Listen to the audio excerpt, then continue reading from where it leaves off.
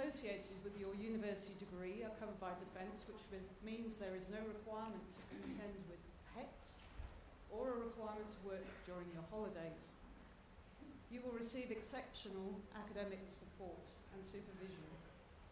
On average, there is one University of New South Wales academic to 9 students, and a range of other support mechanisms available to ensure our trainee officers graduate on time. Notably, 97% of our graduates complete their degree within 3 years or 4 years for engineers, which is unmatched in the broader university sector. ADFA is one of the few tri-service international academies in the world, with military students participating from 12 countries, many of whom are regional partners. We believe it's important for our future leaders to build strong foundational relationships with our international students to enhance interoperability and security in our region. We also have a semester exchange program with the US Navy and US Air Force academies where select students have the opportunity to study for 6 months overseas. Alongside the academic program, we deliver joint military education and training, where trainee officers develop an understanding of their own service and how the services and groups work together in a whole-of-government context. So on graduation from the academy, you are guaranteed a career in the ADF, and you will have formed a professional network here that will continue to serve you both within defence and beyond. This slide shows the point of entry to and exit from ADFA, which does vary between the services. So Navy, for example, undertake a year of initial training, which commences at HMAS Creswell before they join ADFA, whereas Army and Air Force enter the academy on appointment to service. When you arrive at ADFA, we will run a 5-week induction program where you will learn the fundamentals and the expectations we have of you while you're here at the academy. At the end of the first 5 weeks, family and friends are invited to the Chief of Defence Force parade, where the first years are welcomed and integrated into the main training officer body. For the next 3 years, the University of New South Wales programme runs concurrently with the Joint Military and Education programme. And in the half-term and full-term breaks, training officers undertake a combination of single service training with Army, Navy or Air Force, work experience, field studies, and importantly, leave. At the end of your 3rd year at ADFA, family and friends are invited back to the academy to attend the graduation parade, which is reviewed by the Governor General. In the same week, University of New South Wales undertake the conferral of all 3-year degrees. For those studying engineering, Navy and Air Force students will continue to study for a 4th year at ADFA, but they will live off-base, while Army will attend the Royal Military College at Duntroon before returning to ADFA to complete their final year. To give you a sense of the composition at ADFA, this slide shows the breakdown of trainees by service, including 4th year and advanced students. Navy represents 25% of the academy, Army 34%, Air Force 36%, and our internationals 5%. Altogether, 1,144 students with approximately 1,000 living on campus. In terms of gender demographics, we have 25% females represented amongst the trainee officers and about 27% females on staff.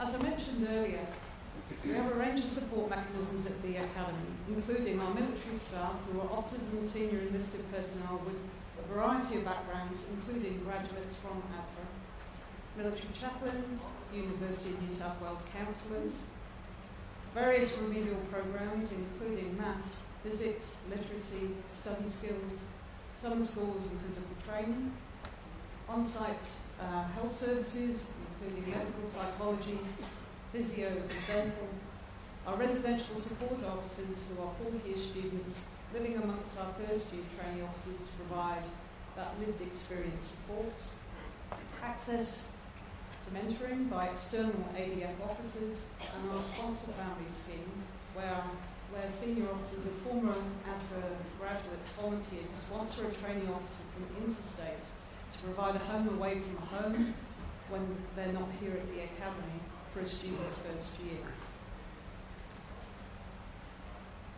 ADFA runs a range of sporting, extracurricular and social activities which are an important part of academy life, providing not only a recreational outlet but also an opportunity for trainee officers to lead various clubs and social events. I will leave it to our trainee officer panel to speak more about clubs later. And in the meantime, I'll hand over to the Rector of the University of New South Wales, Canberra, Professor Emma Sparks, to speak more on the academic offer.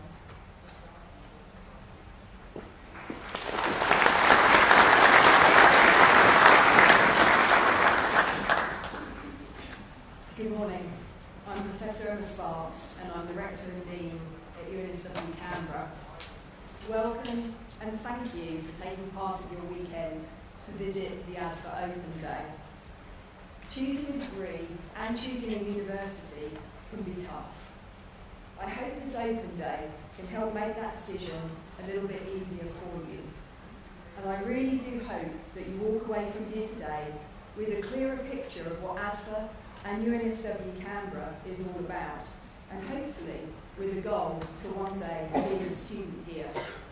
Today really could be the first genuine part of your university experience, and hopefully over the next few minutes I can convince you that it should be here at ADFA and UNSW Canberra. Providing a high quality education is central to everything that we do at UNSW Canberra. And what we do here at UNSW Canberra is unique and like no other university in Australia. Our strengths in defence and security, teaching and research give our graduates a competitive edge. We've educated those who've reached the top echelons of defence, government and industry for 56 years right here in Canberra. Fun fact for today, and a little bit of trivia that you can take away, is the current Chief of the Defence Force, Admiral David Johnson, has a Master of Arts in Strategic Studies from UNSW Canberra, and all three of our current service chiefs, Army, Navy and Air Force, are UNSW Canberra alumni. We also have several Defence Force veterans on staff at UNSW Canberra, including 3 of our heads of school. Our courses are designed and taught by some of the world's leading academics in their field. We also have a diverse range of disciplines where you'll develop unique and career-ready skills.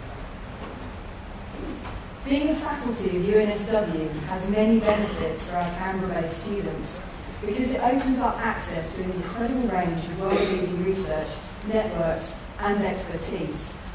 UNSW is ranked first amongst all universities in Australia for research excellence and impact. And recently, UNSW was ranked 19th best university in the world.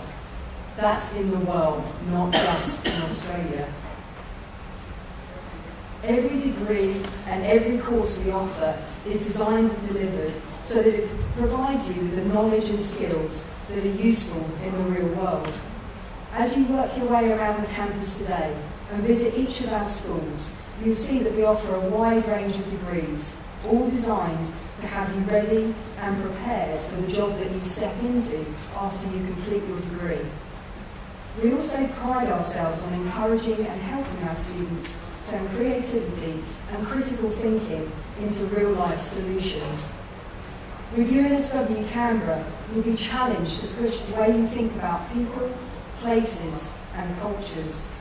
You'll be given the opportunity to thrive in an open, supportive and inclusive community that encourages and celebrates your difference. And you'll enjoy the lowest student-to-staff ratio in the country and all of the benefits that that brings. UNSW Canberra encourages lifelong learning. What this means is that no matter what point you are in your career, UNSW can help you build your knowledge and skills. And for the rest of your life, you'll benefit from the network that you build, not only among your university cohort, but also across our alumni network, including people who have built significant careers and hold senior leadership positions, both inside the ADF and also in the private sector. UNSW Canberra has been preparing future leaders since 1967 as the official education provider for the Australian Defence Force.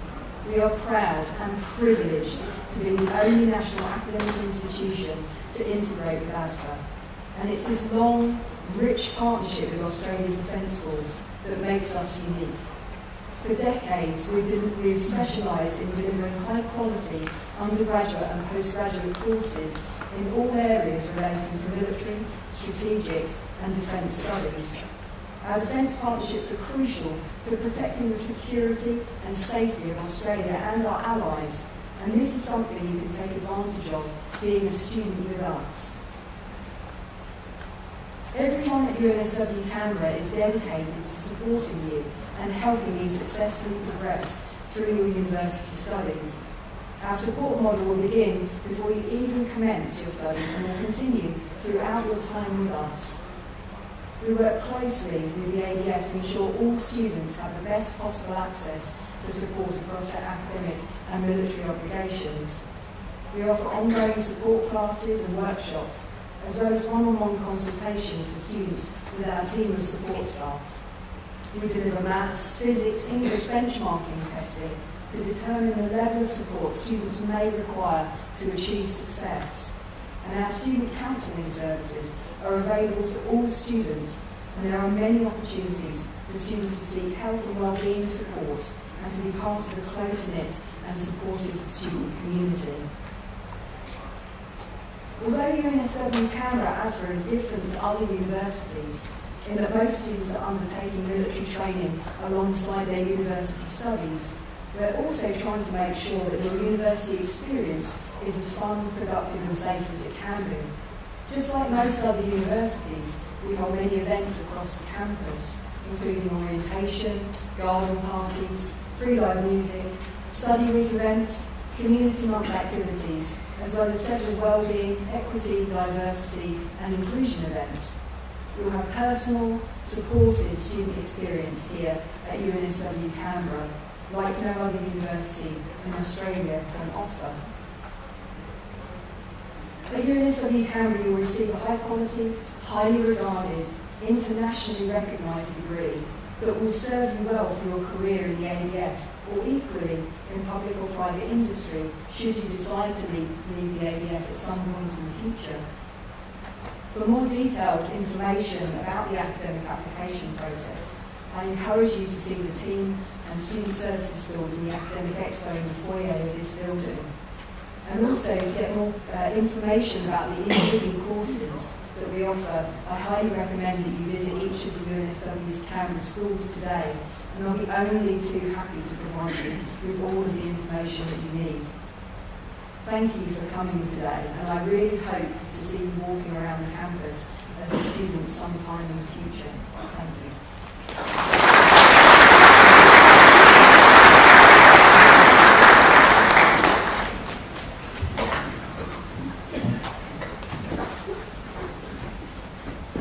Good morning everyone. On behalf of ADF Careers, I'm Lieutenant Sean Buckland. I'm just going to provide a quick overview of the recruiting process, eligibility requirements and the application process. I'm a marine engineer in the Navy and I've studied mechanical engineering here at ADFA as part of my training to do that. I made a lot of great mates in the Army and the Air Force, played a lot of footy and studied in a really tight-knit environment and really loved my time here at ADFA. Spent a lot of time in these red chairs looking at fantastic guest speakers on this stage, so I hope you guys get that experience as well. So ADF Careers consists of full-time members in the Army, Air Force and Navy working alongside our recruiting partner at DECO, and we provide you career coaching and mentoring to the variety of jobs we have, which is over 300 roles across the three services. The application process and eligibility requirements, which I'll touch on just shortly.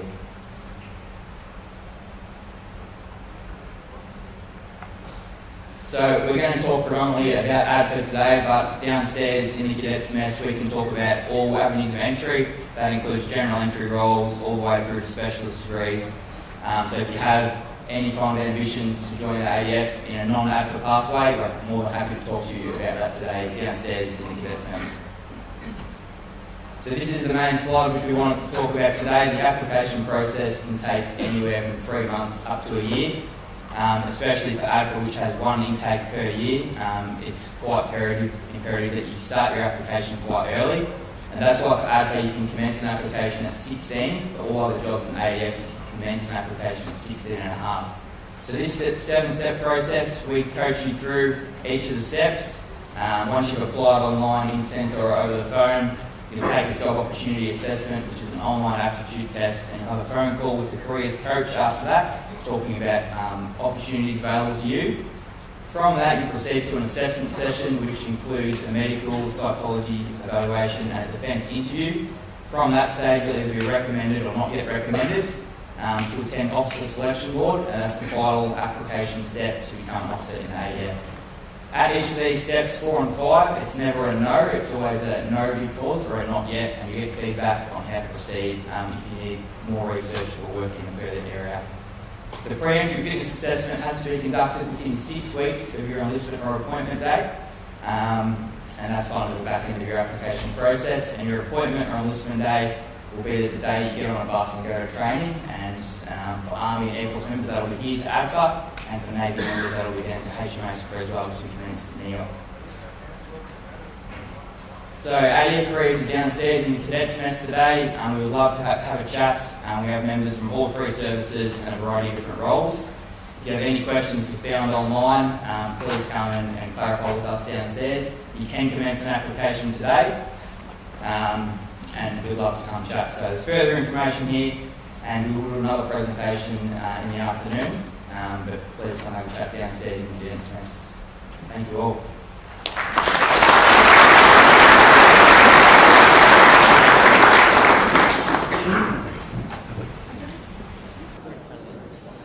So, ladies and gentlemen, and to those that are joining us online, we're going to commence the panel with our trainee officers shortly.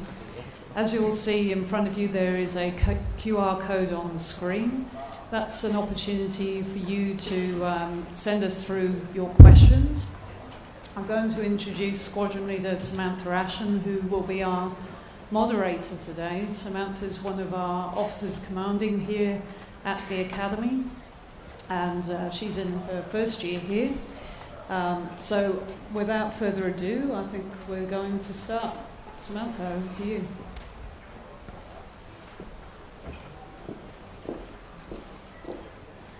Thank you, ma'am. Good morning, everyone. Welcome to the Australian Defence Force Open Day and the panel discussion with our trainee officers here for life at ADFA. Again, certainly encourage you to start submitting questions, and certainly if there are questions that appeal to you as well, encourage you to upvote them so that there's a better opportunity for them to be answered by our trainee officers here this morning. We will do basic introductions for the trainee officers, certainly where they've come from, what they're studying, and the year that they are here at ADFA. Great. Hi everyone. Thanks, ma'am. Hi everyone. My name's Jason Seymour. I'm from Sydney. I'm in my 3rd year studying a Bachelor of Science, and this year I'm the Squadron Cadet Executive Officer for the Delta Squadron. Good morning, everyone. I'm Taryn Anderson. I'm an Air Force Officer Cadet in my 2nd year at ADFA. I'm originally from Kilcoy, which is near the Sunshine Coast in Queensland, and I'm a pilot candidate studying a Bachelor of Technology in Aeronautical Engineering. G'day everyone. G'day everyone. My name's Travis Murphy. I'm from Stanthorpe. I'm in my 3rd year at ADFA, and I'm currently studying a Bachelor of Civil Engineering with hopes to go to the Royal Australian Engineer Corps.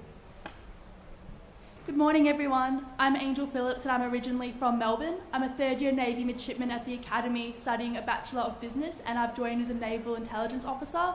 I'm also fortunate enough to hold the position of Academy Cadet Chief of Staff at the Academy. G'day everyone, I'm Officer Cadet Jane. I'm in my 3rd year at the moment, studying Aeronautical Engineering Honours. I'm from Bathurst originally. I am currently the Alpha Squadron Evento, and... Wonderful. So to start the panel, we've got one interesting question for the panellists. If you could go back to when you started at ADFA, what would be the one piece of advice that you knew before coming to the Academy?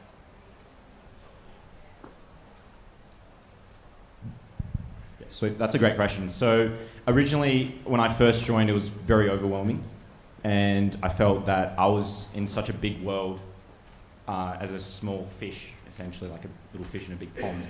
But I quickly found myself eventually getting used to, the overall environment. People were a lot more friendlier than I thought. So the one piece of advice I would say is, don't worry about the whole idea of you coming to this new environment. It is really not that bad. I can promise you, you'll make some great mates. And yeah, that's the one advice. I guess for myself, what I'd say is stick your hand up for everything. There's so many rich, amazing opportunities at this academy that if you just put your name down for it, you may get to experience. So a lot of my mates, they've gotten the opportunity to go overseas, play in ADF sports, and just really develop themselves and improve, and it'll make them all the better for it in the future. I think my piece of advice would be to join as fit as you can possibly be. Initial training can be challenging. It is quite achievable, but it can be challenging, and the fitter you join, the easier you will find it. So my advice would be that be motivated and resilient in whatever you're doing. So whether it's you're working on your fitness goals, working on your academic goals, or even just trying to get into ADFA, just make sure you put in the effort, because we all experience setbacks, but you can get there in the end. Yeah, my piece of advice is very similar to Travis's. Definitely throw your hand up for everything. Such a supportive culture around here, so no one's going to really worry if you fail, but everyone will pick you back up. A good question we've had from the audience. Does the study that you are doing here at the Academy have to relate to the role that you seek to enter into once you join the ADF full-time? Okay, so I'm happy to answer that one. Like I said earlier, I'm going in as a pilot.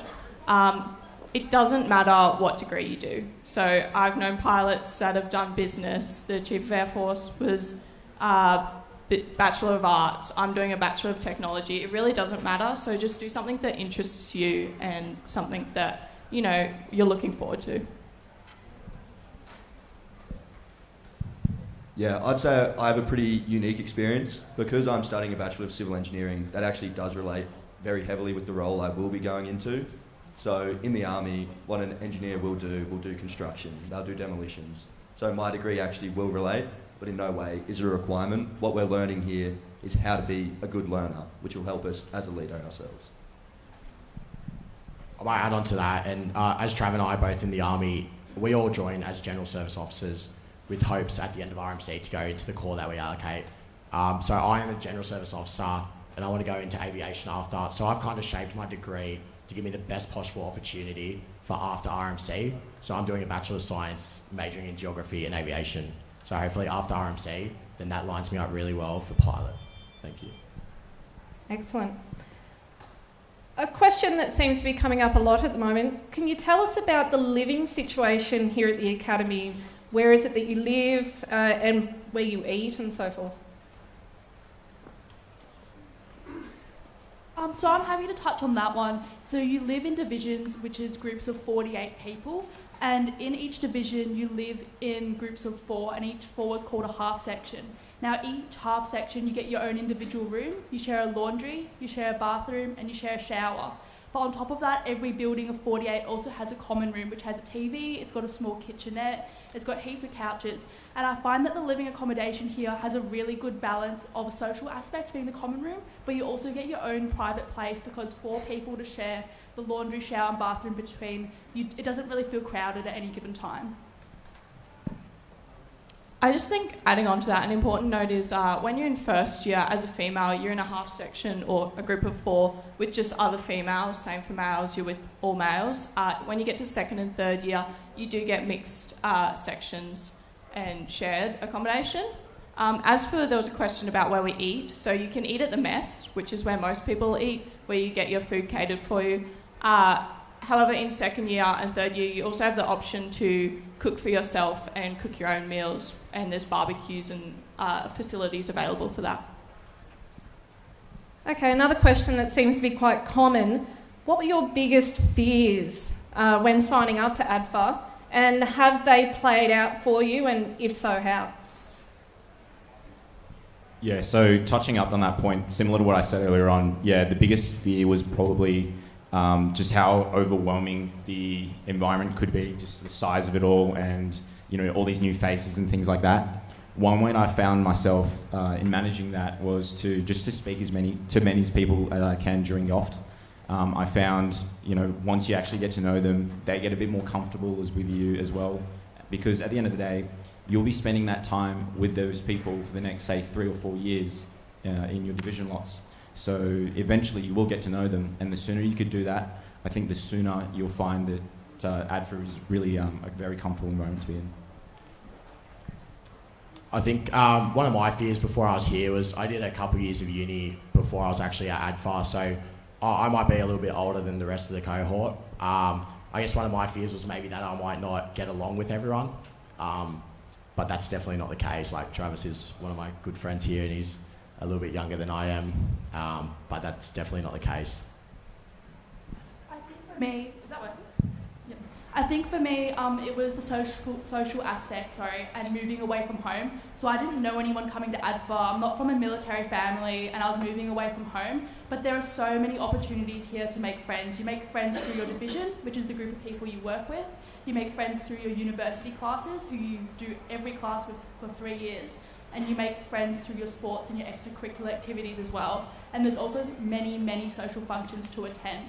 So for me, it was, I guess, the fear of not really making any friends, but that's been okay.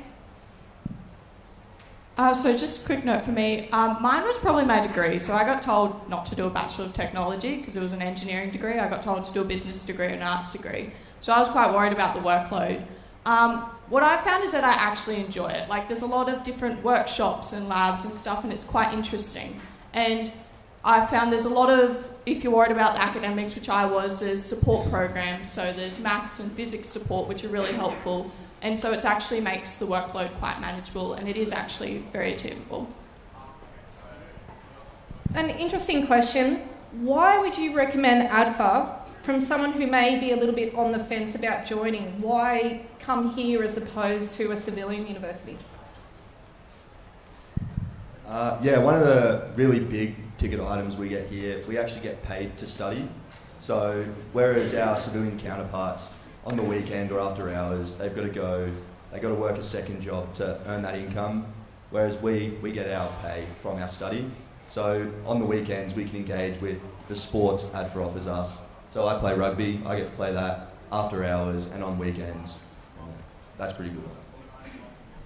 Yeah, so absolutely. So I've seen both sides, both the civilian and the defence side.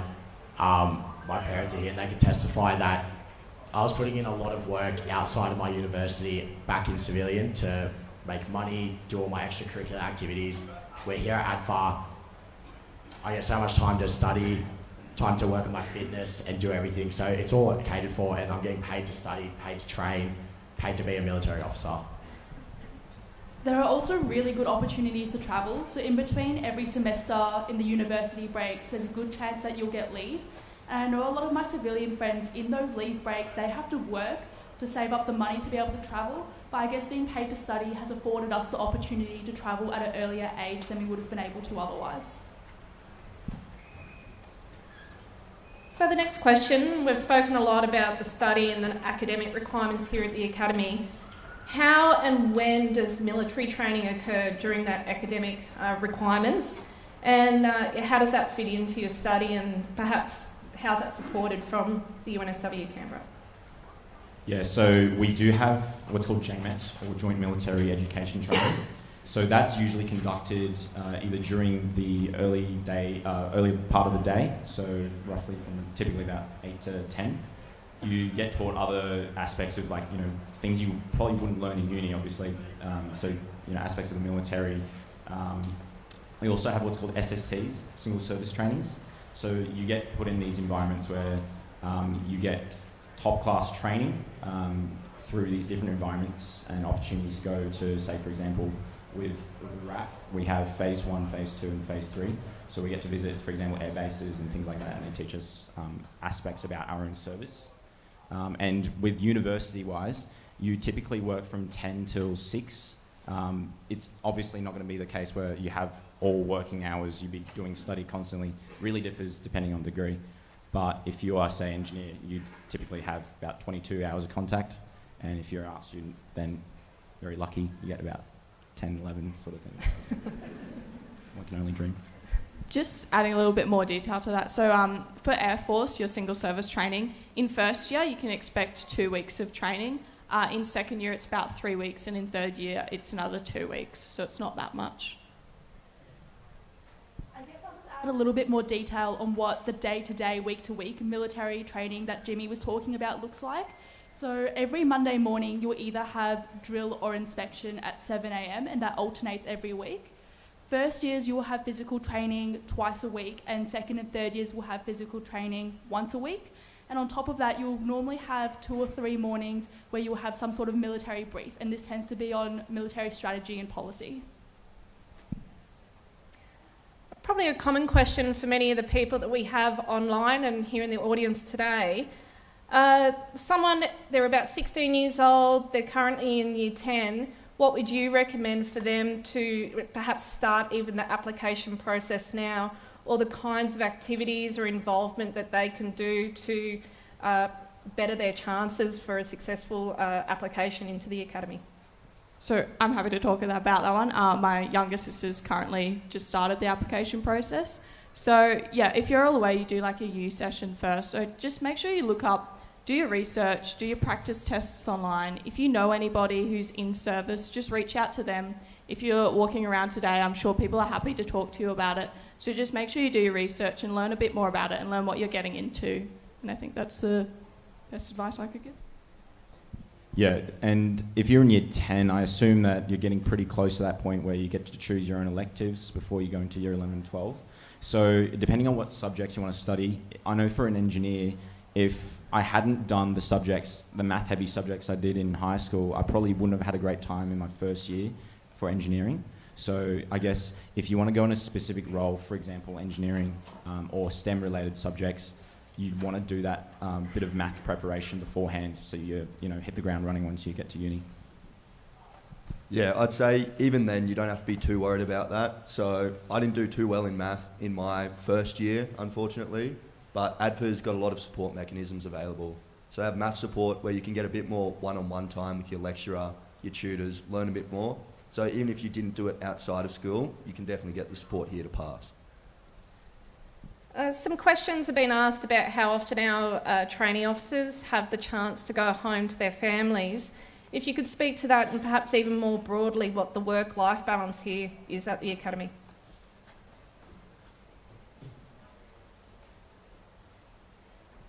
Yeah, so I'm from Sydney, and my lovely girlfriend lives in Sydney as well.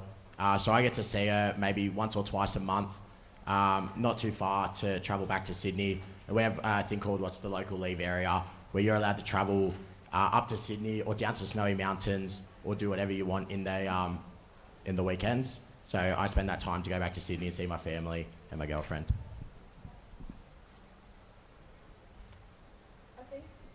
I think just also adding on to that, so yeah, you go home, like you have approval to fly home, you get funded to fly home or travel home during like your normal uni holidays. So you always have that option if you don't have other training on. But also, you also are allowed approval to just, if you have compassionate reasons. So I had a friend's wedding on earlier in the year and I was able to get leave to travel home to see that as well. I guess in terms of the set leave blocks, there are 4 main leave blocks during the year, and these happen in the mid-semester and end-of-semester breaks. And each block is about 2 weeks long, and on top of that you also have the summer holidays. So it changes a bit between service to service, but if you don't have single service training, then time's your own. So people use that time to either travel overseas with their friends or go home to their families normally. A good question.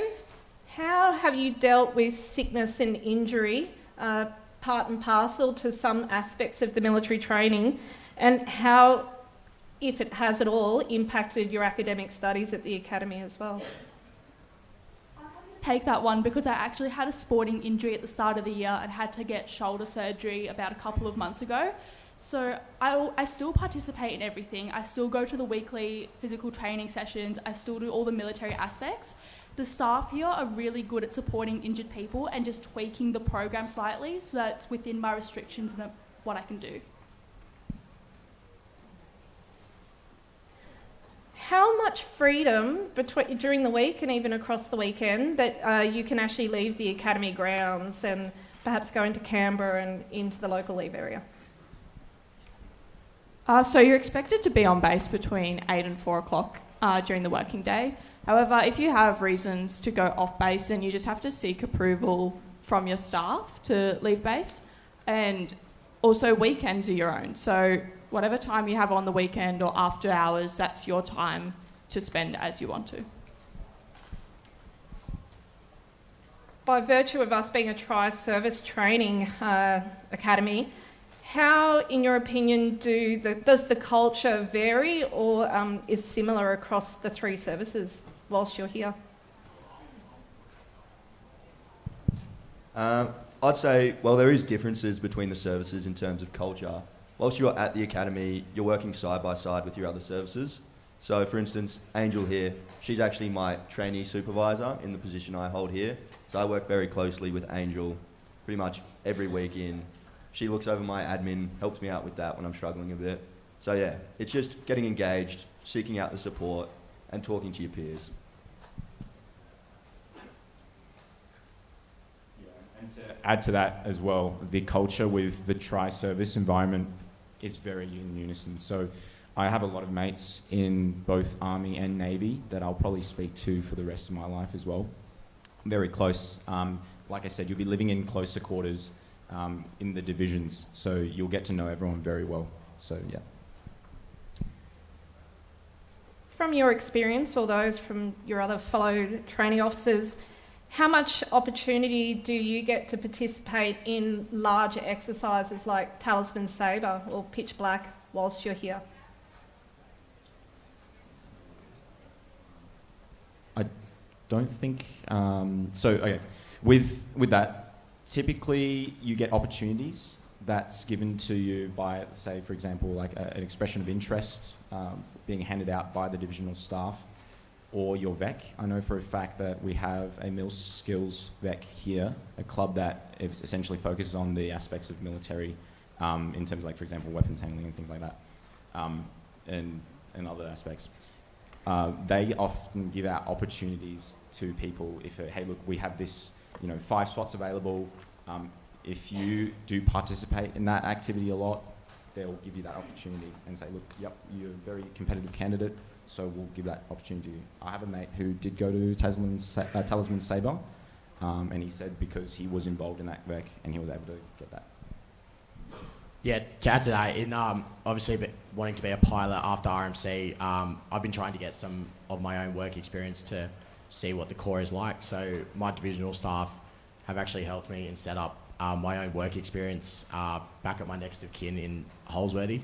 So I was lucky enough to do a week of work experience with a couple of my mates and see the regiment and see what they do and get some really valuable experiences through that. I guess further on to that question, what is the best thing that you've had the chance to do whilst being at the academy? Yeah, mine definitely is related to that. So obviously earlier this year I worked for a week at the 6th Aviation Regiment, and that was absolutely one of the best weeks that I've had in the last 3 years, and I can probably assure you that's going to be one of the best weeks that I've had even going forward.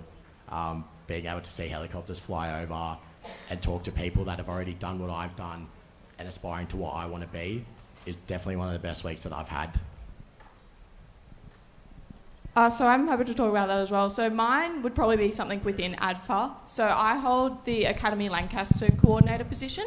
And so that Lancaster is like a bunch of inter-squadron events that we have. So debating and we're currently doing trivia, but cross-country, shooting, drill. So all those military events that we have as an inter-squadron. And so, my position has allowed me to represent the TOs and work with staff to make new events possible. And if you haven't seen on the Instagram page, we made Swimming Carnival happen this year, and that went really well. So that's probably been my best experience. I think for me it'd be opportunities provided through the sports and extracurricular clubs. So for instance, I'm a part of the volleyball club, and last year we got to go play Navy volleyball in Sydney, which was a really nice opportunity to connect with the wider Navy. And the year before they also held ADF volleyball in the Gold Coast, which went for a week, so the whole team got to go and connect with the wider ADF there. And for instance, there's a very, very big range of extracurricular clubs you can do, and you don't need prior skills to join them. They have instructors in every club who will teach you those skills. So while at ADFA, I've taken up drumming in the band, which is another opportunity which I've really enjoyed.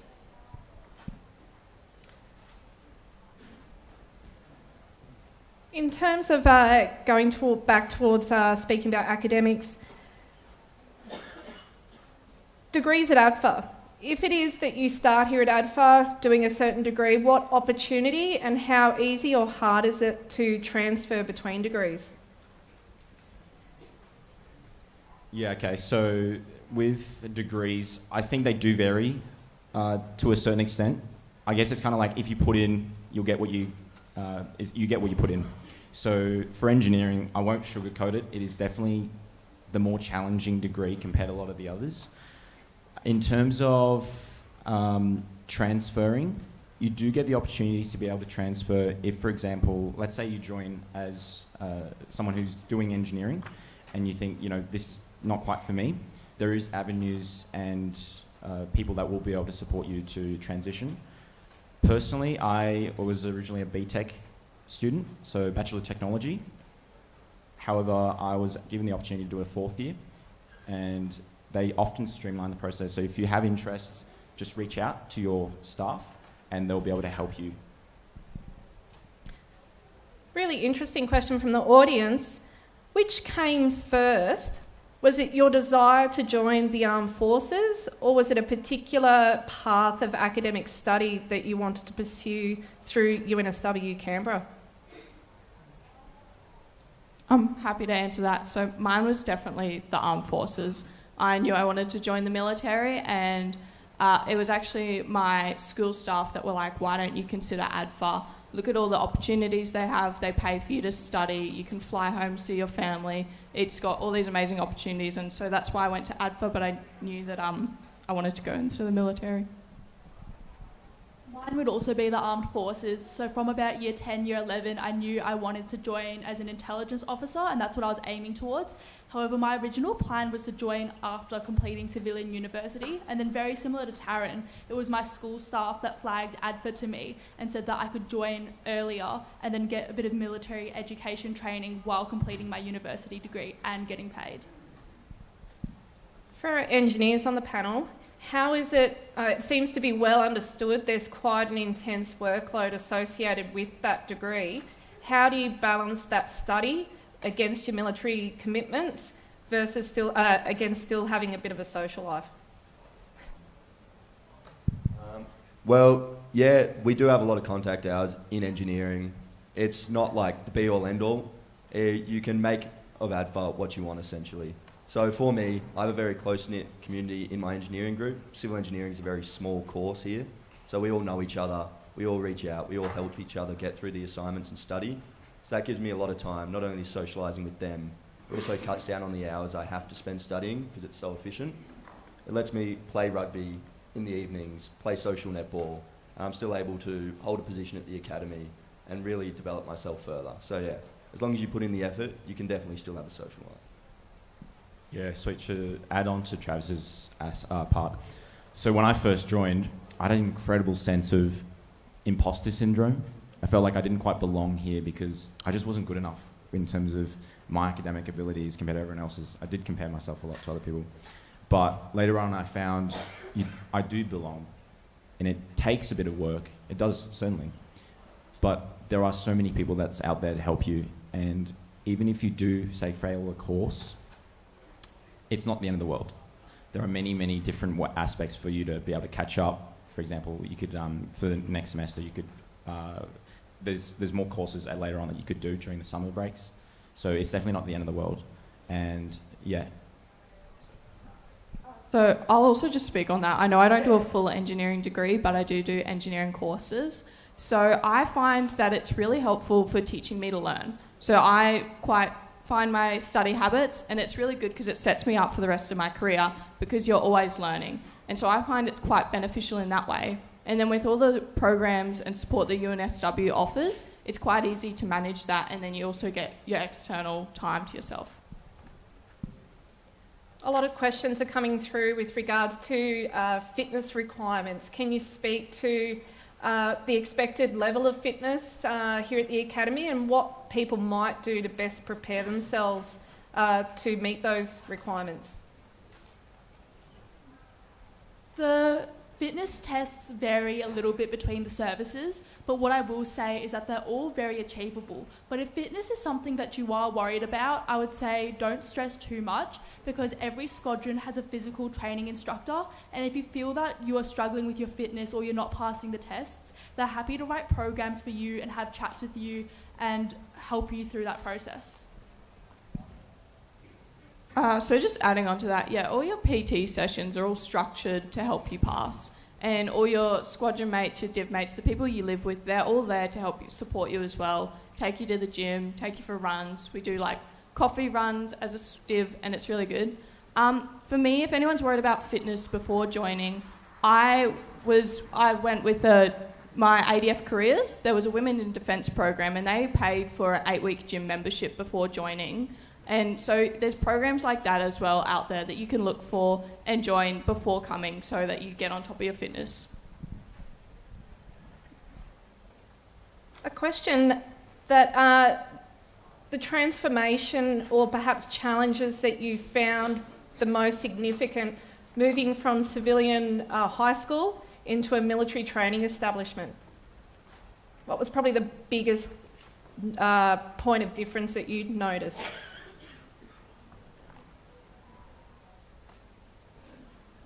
Yeah, obviously, being in a military institution, there's obviously certain rules that you have to comply to. So certain things like keeping your room a certain way or addressing staff a certain way, the way that you talk to staff, showing the utmost respect to them is definitely something that has been one of the biggest challenges moving from a civilian or even high school to a military.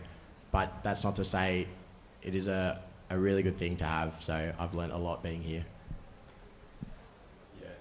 To that, so with the ADF, the ADF holds itself to a certain standard, and the entire academy essentially helps members to be able to reach that standards through everyone's help. So members will support each other. I know for a fact with for example, the ADFA Charter, it is to develop us as trainees in a military environment with an additional university training to raise us to become leaders. So if you want to join ADFA, there is that standard you'll have to meet, but it will definitely set you up for your future career, if in defence, and if not, in your future career outside of defence as well. A lot of questions coming through about YOFT, so our Year 1 familiarisation training. Can you speak to your experiences and or what is required, how long does it go for, the freedoms that you have during that training period and the military training that occurs during that time? Yeah, so YOFT is the first 4 weeks of the Year 1 familiarisation training of when all the first years come in, and they spend 4 weeks pretty much learning the ropes of ADFA and the wider military. So they're expected to be up at 0600 and sit through various amounts of training, physical training, military training, weapon handling, and certain other variations of what the military expects of you. I guess my experience of YOFT was a little bit different because as a Navy midshipman, you do a year of training before coming to ADFA, and in that year you do your basic new entry officers course. So for me doing YOFT, it wasn't so much about the military skills, it was more transitioning from Navy to tri-service. So if there are any Navy people in the room who are coming to ADFA next year and are in their first year in the Navy this year, I would say learn the other ranks. Drill is tri-service, for instance, so learn how the Army and Air Force do drill, and just making your thinking in a more tri-service way would be my best advice for Navy people. It's also worth mentioning that during YOFT is a great time for you to meet all the other people in your squadron and division. Travis was in my YOFT group, so we've been together ever since, and we still talk very fondly about our 4 weeks during Yoft. Very valid question coming through. Food at the mess, what's it like? It's not as good as my mum's cooking, but there's definitely a lot more options. So you always have 3 options at least for types of meals, and then there's also additional options that cater for certain people with certain dietary requirements. So that's also an option available. But it's nice to just be able to go to the mess and have your food prepared for you. You don't have to do your dishes. So if that appeals to you, then there's that option. But then you get to sit down there and have lunch, dinner, breakfast with all your mates. So it's actually a good experience in itself. Next question, how much contact time do you still get with all of your friends that you were with at high school who are now off to do their study at civilian universities or working in other jobs? How much contact time do you get to speak to them? Yeah, so personally I got a lot of friends actually who did go from where I grew up to Canberra. They're now in a civilian university. Typically, I guess it also depends on the degree that you do. If you are an engineering student, you probably won't have as much free time. Not saying that you won't have any, but just less than a lot of the other degrees. But I know for a fact that I have a small, close circle of friends from high school that I still talk to and even visit. From a previous point, you are able to go off base if there's nothing else on as you wish. So I tend to sometimes visit them a little bit every now and then. Being from Sydney, so I get to see my friends every time I go home, and they're always really interested in what I'm doing, all the stuff that maybe they don't get to experience. And I know there's been a fair few of my friends and maybe their siblings and younger people really interested in what we do here. Another question for our engineer types. What subjects would you suggest and strongly encourage those future applicants to complete whilst they're at high school that makes it easier for their studies when they get to the academy? Yeah, so it does depend a bit on what engineering you study, but all engineers need to have kind of a basic understanding of math and the sciences. So if you can do physics, chemistry, and some of the higher level maths, that'll really set you up well. To add to that point with Travis, yeah, if you want to flex on your mates in your first sem with like amazing math knowledge, do Extension 2 or Specialist. I know for a fact that it was pretty much a one-to-one transition from Civi to uni at ADFA. So yeah, that's my advice. Indefinite physics. So one last final question. If you could go back in time, what would you tell your 17-year-old self about coming to ADFA? Just do it. I think I always wanted to do it, and I had setbacks coming here, but keep trying, keep going. Like you're gonna, it's worth it. Okay, so definitely put in. What's the worst case? You get told no. What's the best case? You get everything you ever wanted. Tell myself that there are more opportunities here than you would even imagine, and these range from sports to extracurricular clubs. There are overseas exchanges you can do. The opportunities are just amazing, and I would tell myself to just sign up for everything and give everything a shot, because as Taryn said, the worst thing they say is no and you apply for something else. Yeah, exactly what Angel said. Definitely I tell myself to put my hand up for more. Don't stress it. Everyone's in the same boat here, so don't worry about what people are going to think of you. Everyone's in this together. Yeah, very similar point from myself as well. So every opportunity that you find and come to you, take it.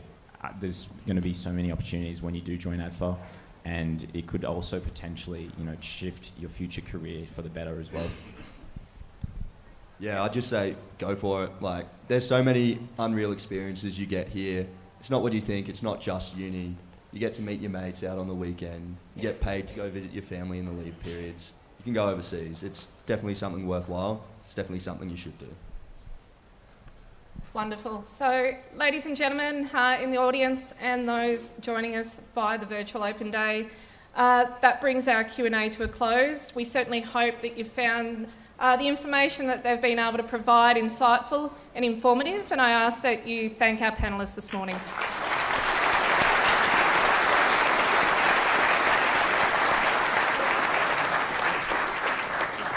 Our panellists will be available for any further questions that you might have down the front, and certainly our training officers and staff are wandering throughout the academy today. Please engage with them if you've got further information.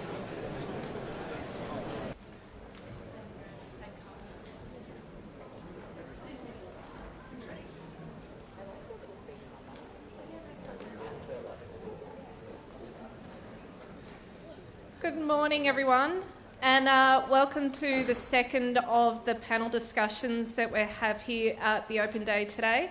Glad that the weather has held off for this Open Day, which is, I'm sure everybody is very happy about.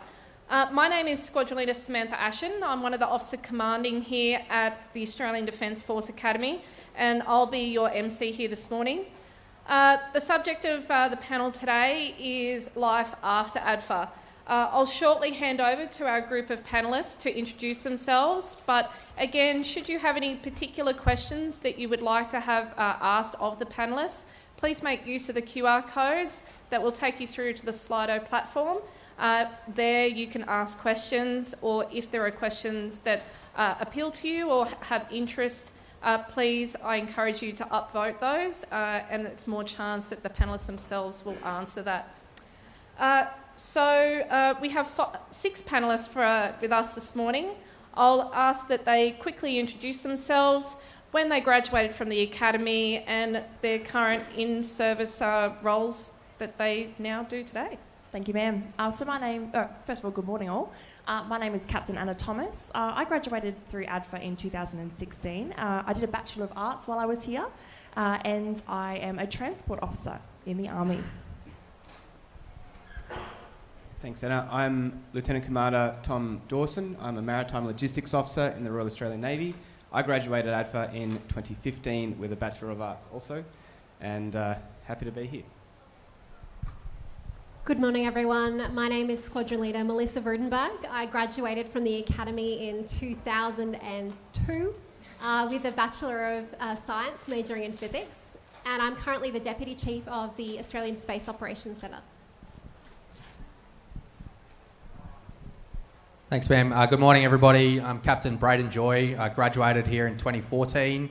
I studied a Bachelor of Arts majoring in History, and I'm now an intelligence officer, and I'm an instructor over at the Royal Military College over the hill. Good morning all, I'm Lieutenant Eleanor Brownlee. I'm a Maritime Warfare Officer in the Navy. I graduated through the Academy in 2019 and did a Bachelor of Arts majoring in International and Political Studies and Indonesian. Good morning, everyone. I'm Flight Lieutenant Maddie Brazel. I'm an electrical engineer aviation in the Air Force. I graduated ADFA in 2017 and then finished my degree in 2018, and I currently work in the Air Force International Engagement Team. The initial question, since your graduation, what additional training have you undertaken as part of your role in the ADF? I can probably start that. So for Army specifically, once you finish your third year here at ADFA, you'll move over to the Royal Military College, Duntroon, and that's where you'll do now an 8-month program, and that's where you'll do the bulk of your Army training. So you'll learn to become an officer, how to manage and lead soldiers, and how to lead them on operations, importantly. After that, I've just done all my specific training for the job that I'm doing, and I think that's about it. So similarly to Army, in the Navy, depending on your stream, after you finish at ADFA and you finish with your graduation, you'll then move to your specialist training centre. So like warfare, for example, they'll go to HMAS Watson over in Sydney. I'm in logistics, so that's down at HMAS Cerberus on the Mornington Peninsula. And then after that, you'll generally do further training at sea. So as a logistician, I do 12 months further training at sea on a ship. I did mine on a frigate in the West, and at that point, you're generally complete with your training.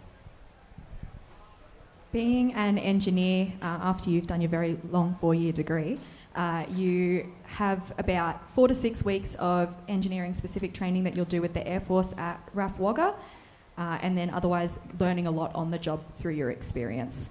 In addition to that, though, I've had the chance to do a lot of professional military education, which we do as part of our promotion courses. And I've also been fortunate to do things like a certificate in coaching, which was also fully funded through Defence. One question that's got a lot of interest. Did you have much choice where you went after graduation in terms of postings associated with your role? So in my experience as a maritime warfare officer, following graduation from ADFA, our continuum is quite clear for the first few years. So we know that we post back to Sydney to conduct our training at HMAS Watson. Some people now go over to HMAS Stirling over in the west to conduct that training, depending on what their stream or where they're at in their training pipeline. And aside from that, we have a preference for a period of training on small boats up in either Darwin or Cairns. Following our completion of our primary qualification training, we have a preference to post east or west, which generally speaking, people do get their first preference, but not always. Hi, within Air Force, it really depends what sort of career you have. So for me, I was air crew, so I had a limited range depending on the type of aircraft I was going to fly, so they're based in certain areas. Beyond that, though, you generally do get a say. You can't necessarily say for sure, I definitely want to go here and I'll only go here.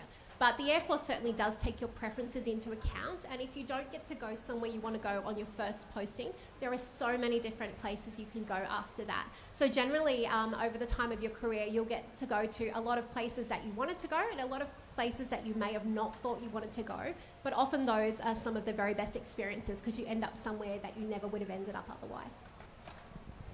And for Army, we are a little bit more rigid because based on our core or our trade or a specific stream, there will be limited postings that you can have. We have our 3 combat brigades in Darwin, Townsville and Brisbane, so they're going to be common locations for postings. Absolutely, I've been able to put in my preferences and post all around Australia. As a transport officer, there is a little bit more diversity. It really does depend on ultimately what specialisation you end up in. And even on that, I will quickly say, for those members who enlist into ADFA as an Army General Service Officer, unless you're a pilot candidate, really your options are super open. So you have your time at ADFA and your time at the Royal Military College to decide what corps or what stream is your preference, at which point you can put that into your staff at the Royal Military College for ultimately deciding where you'll end up in your career. For those panellists that have family, a question's been asked on balancing career against family commitments and what opportunities and challenges have come with doing that. I might jump in there. So I've actually got a serving spouse who's sitting in the audience as well. And we've had to definitely balance it. We've had to spend time apart often, but we've both definitely found that Defence has been really accommodating to our preferences. And even when we have spent time apart, we've, I guess, found that time in the day to call each other, even when it's been, I guess, really long periods. So for us, it's been, I think, really beneficial to see and learn from each other as well. And then also, I guess, spend that time at home and have a balance. So I started off flying. So when I was flying, it was quite busy at the time. So I did a lot of travel, which was great. When I decided I was going to have children, I had the flexibility to then take a ground job while I had my children. I was able to take maternity leave and come back part-time for a while. The Air Force, which is my experience obviously, the Air Force was great at being able to help me find jobs where I could balance that having a family and having a career.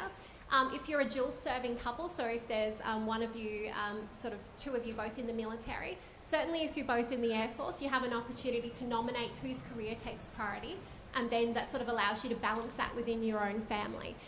And then once I decided that I wanted to move into a new field, so I currently work in Space Command, that's sort of given me an entire new career in a ground-based field where I've got a lot more control over, where I go, when I go places and things like that. So certainly for me, it's been a lot more flexible and accommodating than I had thought it would be when I first joined.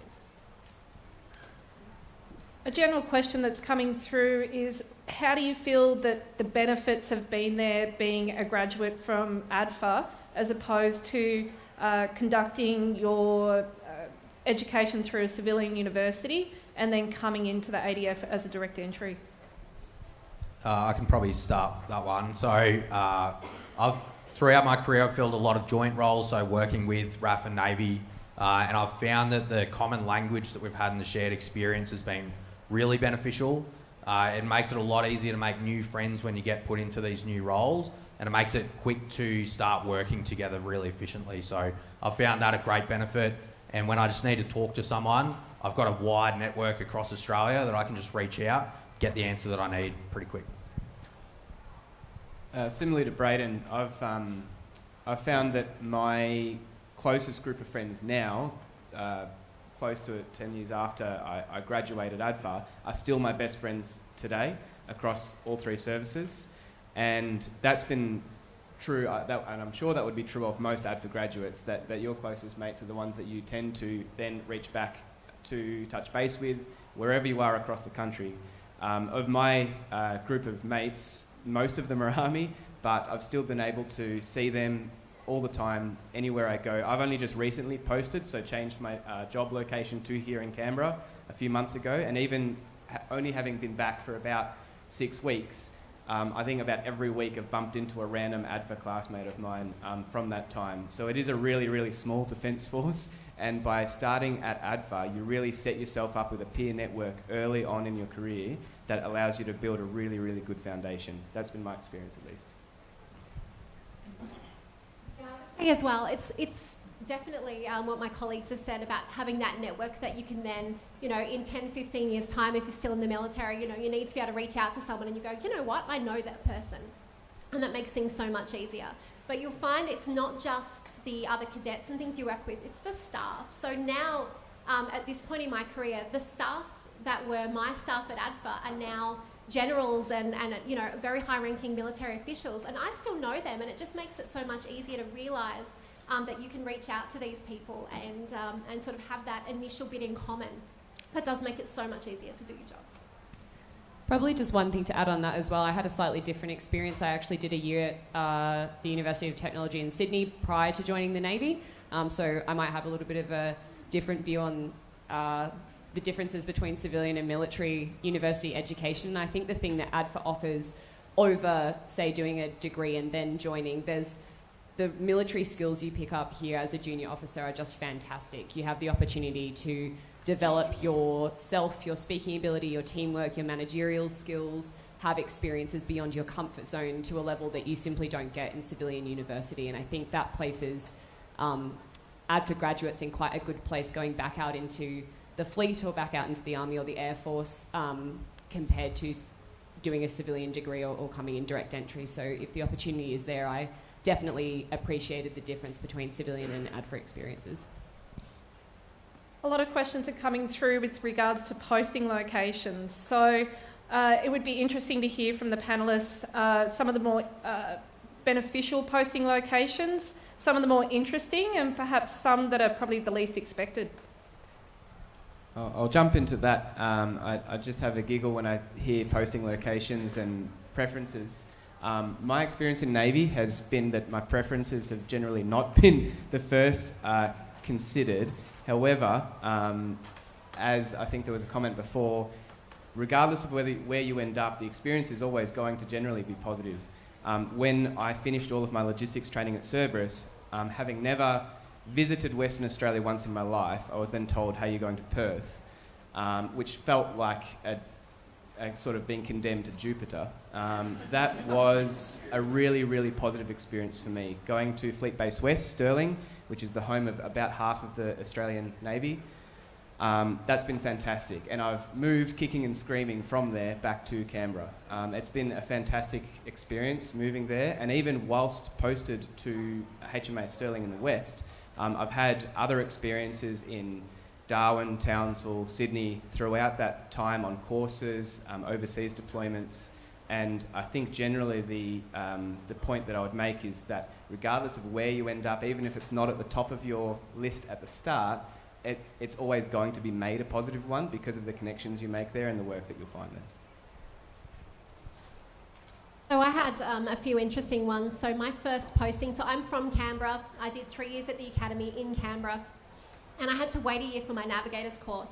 So I spent that in Canberra. And I remember thinking, wow, join the Air Force, see the world. All I've seen is Canberra. My next posting was for a year in Winnipeg, Manitoba in Canada. So I did my navigator training for a year in Canada, and then I went straight to Adelaide and spent the next 8 years in Adelaide. Followed by that, I was back in Canberra again with my family, and then I was lucky enough to be sent to Canada again for 2 full years to do a full-time master's degree. So I've sort of basically in my career, over 24 years, I've hopped between Canberra, Canada and Adelaide, but all of them have been really great experiences. Just from an army flavour, like I said earlier, we have postings all over Australia. I've been really fortunate that I started out in Brisbane. I was able to deploy to the Middle East during that posting. So, that whole idea of I've joined the army to see the world, I truly got to do that. And at a very junior rank, I'd say, straight out of the Royal Military College. I then was in Sydney and now back in Canberra. So a lot of variety. But in between that, we do lots of training around the country. So although you might not be posted there, settled in with your house and your dog, you absolutely see a lot of the country through the exercises and both on an international scale and domestic scale that we do. So, Puckapunyal, of all places, an hour out from Melbourne. It's actually a quaint little place. I'd really like it there. Definitely not something I would have thought of when I was growing up in country Victoria. So good exposure, and you've just got to be open-minded to where the Defence Force is going to take you. Some people are wondering if they've signed up for service, are they absolutely sold on that service for the rest of their career? What opportunities may exist to transfer between services or specialisations within that service? I think I've got a bit of a specialty answer here, given that I joined up as a General Service Officer in the Army. I graduated ADFA as a Officer Cadet, GSO, and then transferred to the Navy midway through 2017 after having finished most of my Army training.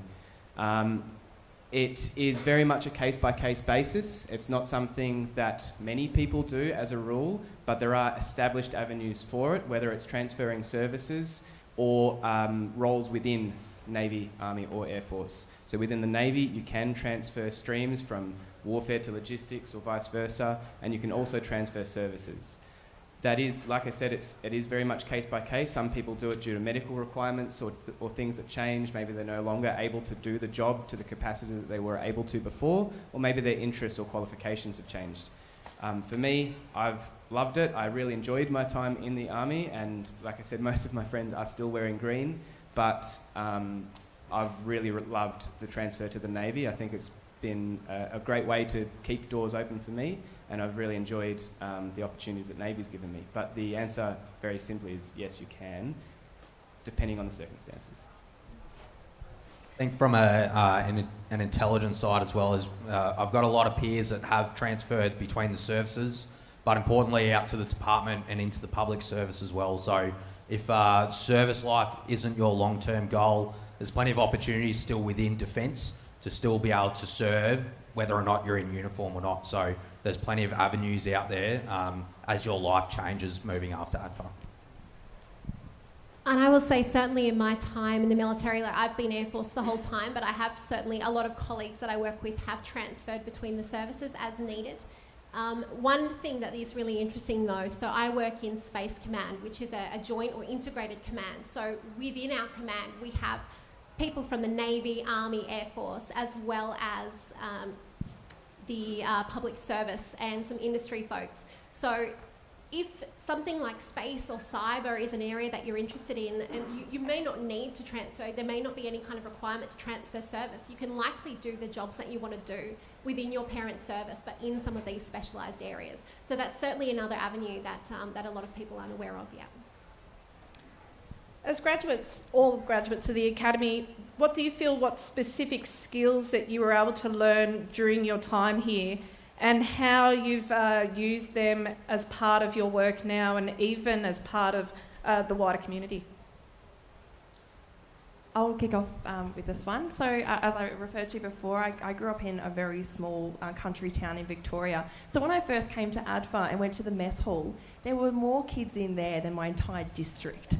So I had to learn very quickly how to make friends. Not that I didn't have friends as a school kid, but to develop relationships with people who have very different backgrounds and very different experiences in life. And that's a skill that I believe I've carried through my whole career. Whenever you get moved around, you have to rapidly make new friends and new connections. And that's a skill set that ADFA set me up for very successfully, I think.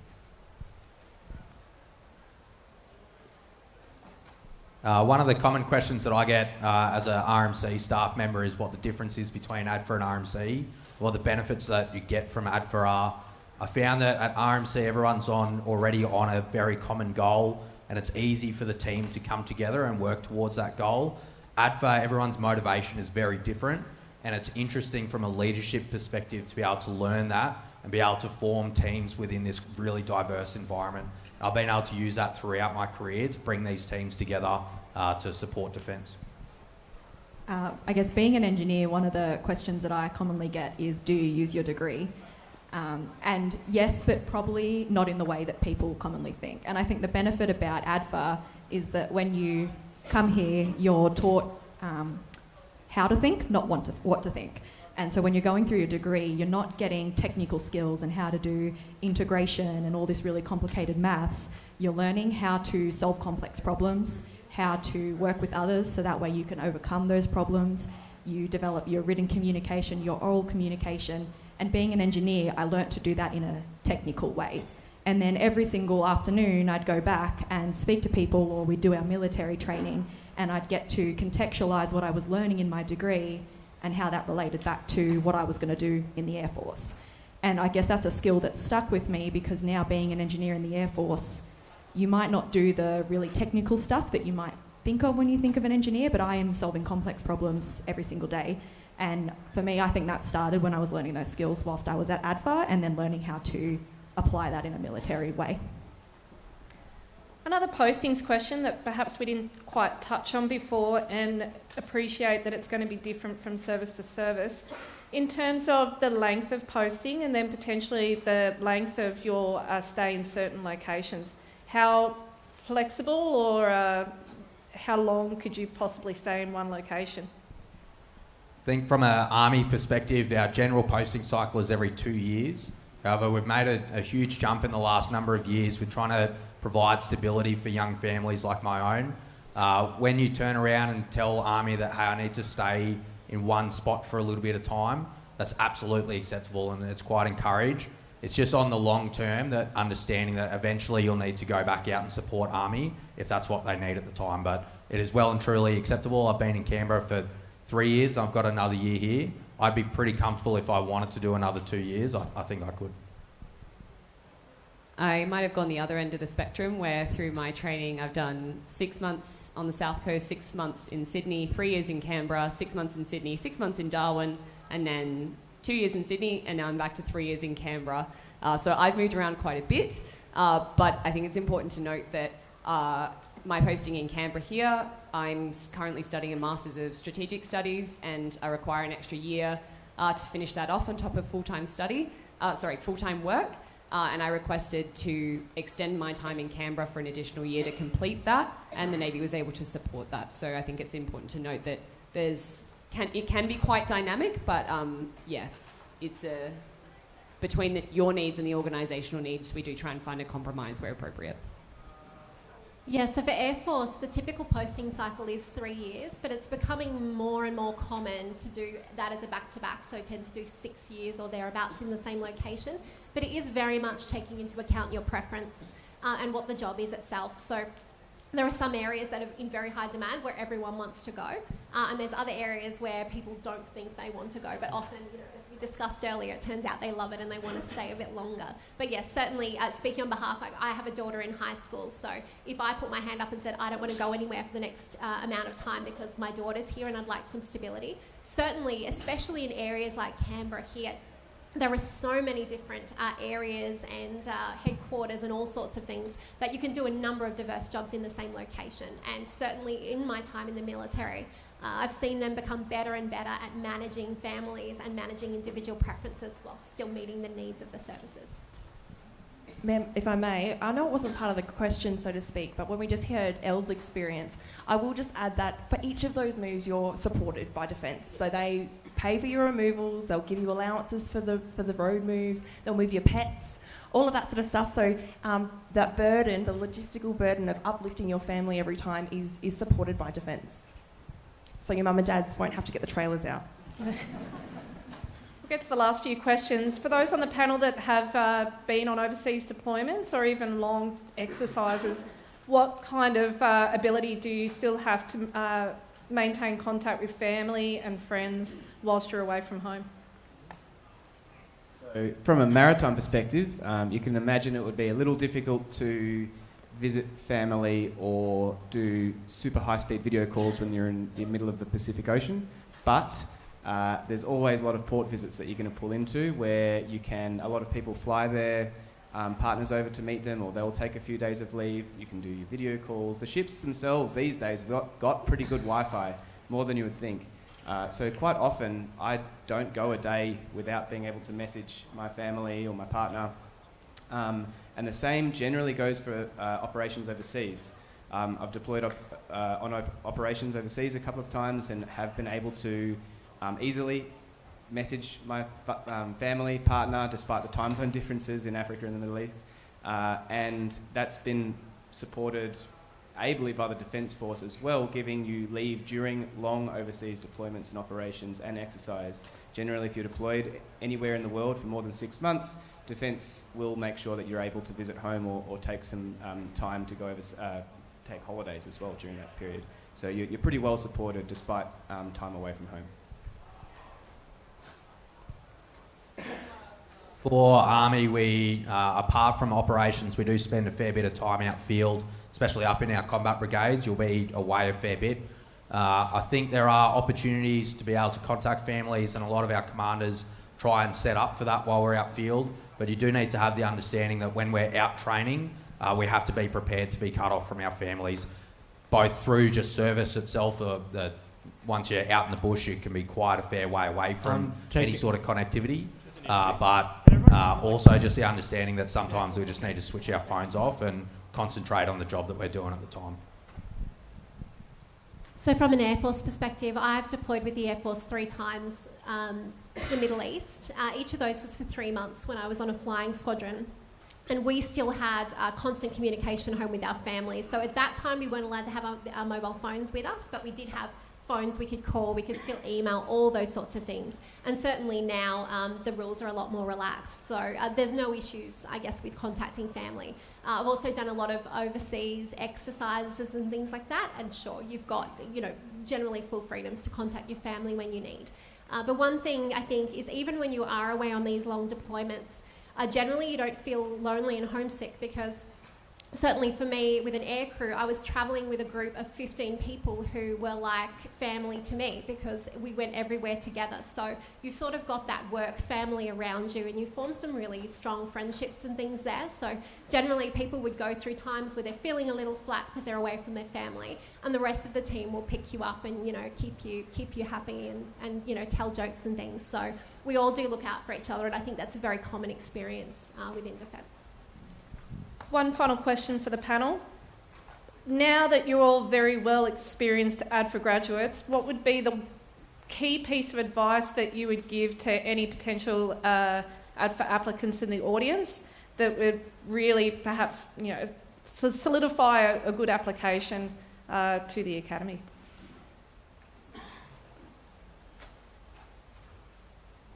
I am a big advocate for just showing passion in something. So being excited about a career in defence, being interested in it, doing your research, and when you do go to select a degree, do something that you're interested in. You'll find it a lot easier when you start doing those late nights on assignments and whatnot, just to keep buying in. So if you're passionate about something, absolutely this is a spot, because we love it. Are you guys struggling to hear at the back? Is that better? Does that work? I'm assuming that's for next door.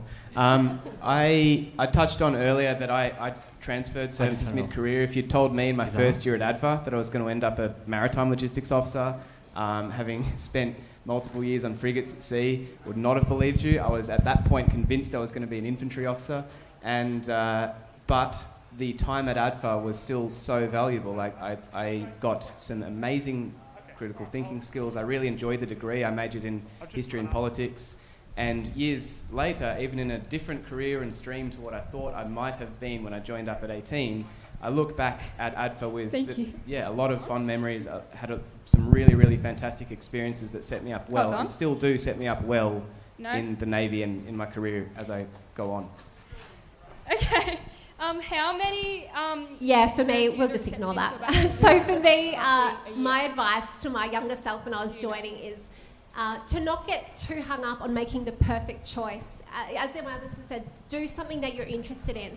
But certainly in your time, like I never would have thought I would be in this long, but I'm not planning to leave anytime soon. So I've been in 24 and a half years.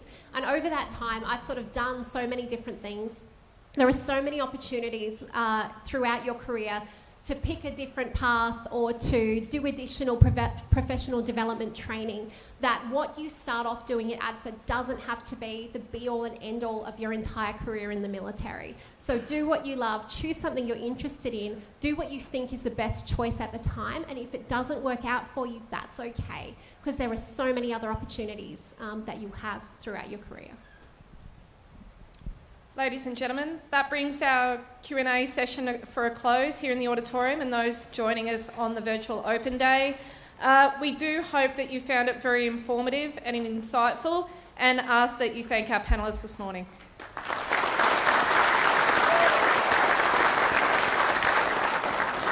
We do encourage, if you do have any further questions, our panellists will be available down here at the front of the stage afterwards. But otherwise, the continued activities occur for the remainder of the open day. Please refer to your open day guide.